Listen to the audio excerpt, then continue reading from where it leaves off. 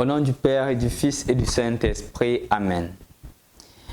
Lecture du livre des Actes des Apôtres, chapitre 4, des versets 13 à 21.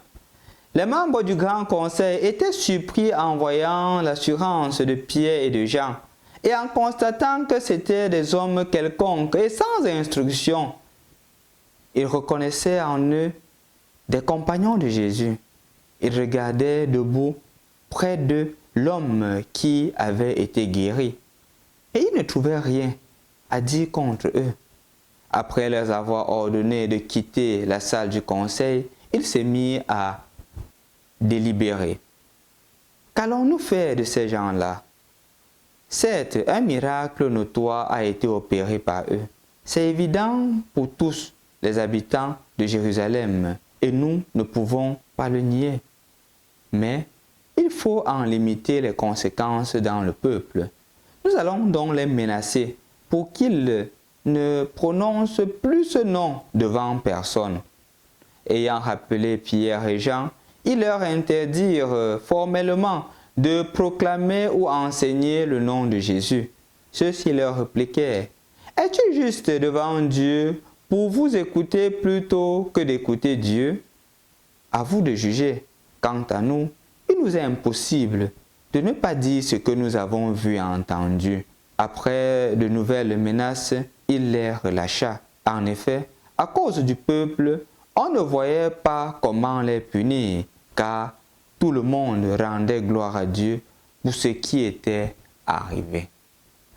Bonjour chers frères et sœurs dans le Christ.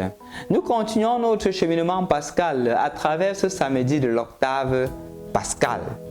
Et en effet, les lectures qui nous sont proposées sont la suite de ce que nous avions écouté depuis lundi à travers l'enseignement, le miracle que Pierre a accompli et aujourd'hui justement les menaces qui sont afférentes au miracle. Et on est en train de demander à Pierre: ne parle plus de ce Jésus, tu ne dois pas parler de lui. On le menace même de ne pas parler de Jésus parce qu'il ne doit pas parler de Jésus. Mais qu'est-ce qu'il fait? Il dit: est-ce que je dois vous obéir ou d'obéir à Dieu? Vous me mettez dans un dilemme. Si je vous obéis, je serai en paix. Mais je ne serai pas en paix avec Dieu. Mais si je ne vous obéis pas, je serai en difficulté avec vous, mais je serai en paix avec Dieu. Mais pour moi, d'après l'expérience que j'ai reçue, d'après le fait que j'ai fait l'expérience avec Dieu, j'ai été proche de Jésus, il est mort, je n'ai pas eu le courage de l'annoncer, il a ressuscité, il est revenu 3 jours plus tard, il s'est présenté aux apôtres, il a commencé premièrement par Marie-Madeleine, et après Marie-Madeleine, il s'est présenté à moi, il m'a demandé par 3 fois: m'aimes-tu? J'ai dit que oui Seigneur, je t'aime et tu le sais. Je sais que Jésus est ressuscité, et vous me demandez de ne pas parler de lui, je ne peux pas, c'est impossible. Si vous voulez, vous me tuez maintenant, mais je ne peux pas. Quel courage! Quel courage! Le courage d'annoncer Jésus. C'est vrai, lundi j'ai parlé du courage. Je pense qu'il faudrait encore y revenir. Aujourd'hui encore, à travers la fermeté dans la foi qui habite les apôtres, après être ressuscités. Après la difficulté, il y a une fermeté. Parce qu'ils savent en qui ils ont mis leur confiance. Mon frère, ma soeur, c'est aussi ce qui doit nous habiter. C'est aussi ce qui doit nous habiter. Parce que quand on a fait l'expérience d'un amour profond, d'une miséricorde profonde, comme nous écouterons demain dimanche, on ne peut pas être calme. It only takes a spark to get the fire going. And soon all those around can warm up in His blowing. That's how it is with God's love. Once you experience it, you spread His love to everyone. You want to pass it on. Quand on fait l'expérience de l'amour de Dieu, on veut le partager. Quand on est aimé, on ne le garde pas pour soi. Le Seigneur t'invite aujourd'hui d'être aussi cette personne-là pleine d'énergie pour pouvoir annoncer Jésus, pour pouvoir le faire connaître, pour pouvoir le faire aimer. C'est ça la résurrection du Seigneur. On ne peut pas être indifférent. Parce que justement, tu sais aussi tenter.